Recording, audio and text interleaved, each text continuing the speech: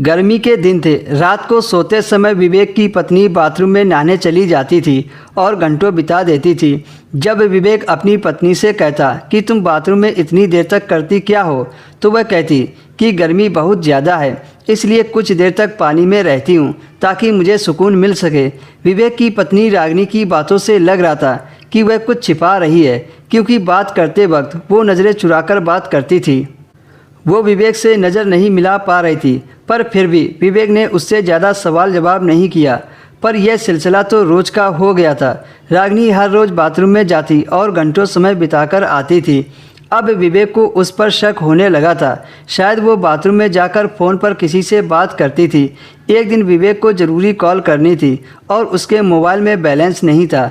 जब विवेक ने फ़ोन उठाया तो रागिनी के मोबाइल पर लॉक लगा हुआ था। विवेक ने रागिनी से कहा कि फ़ोन पर लॉक लगाने की क्या ज़रूरत है, घर में हम पति पत्नी ही तो हैं। जवाब में रागिनी ने कहा, सबकी अपनी अपनी प्राइवेसी होती है, इसलिए मैंने फ़ोन पर लॉक लगा दिया है। जब विवेक ने मोबाइल का पासवर्ड पूछा तो वह पासवर्ड बताना तो नहीं चाह रही थी, पर जब कई बार पूछा तब रागिनी ने पासवर्ड बताया। उसने अपने मोबाइल का पासवर्ड तो बता दिया, पर उसके चेहरे का रंग उड़ गया था।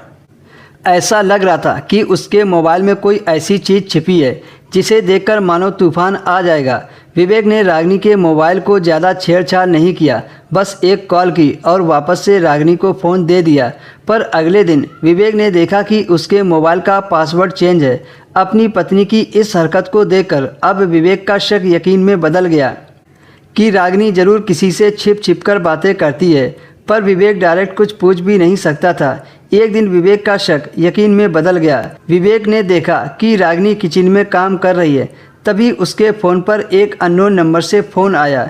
यह नंबर उसने सेव नहीं किया था। विवेक ने उस नंबर को अपने फ़ोन में सेव कर लिया ताकि वह पता लगा सके कि वह किसका नंबर है और यह मुझसे क्या छिपा रही है।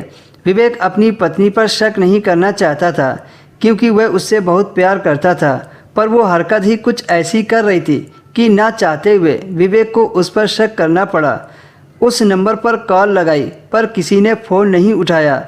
विवेक ने कई दिनों तक उस नंबर को ट्राई किया, तो एक दिन फ़ोन लग गया। किसी ने फ़ोन तो रिसीव कर लिया, पर कुछ बोला नहीं। ऐसा लग रहा था कि उधर वाला शख्स यह चाह रहा कि पहले विवेक बोले, पर विवेक कुछ नहीं बोला और फ़ोन काट दिया। अब विवेक को उस नंबर के बारे में पता लगाना था कि आखिर यह नंबर किसका है। विवेक का एक दोस्त पुलिस डिपार्टमेंट में काम करता था। विवेक ने उससे कहा कि इस नंबर का लोकेशन पता करो। जब उसने पता किया तो पता चला ये तो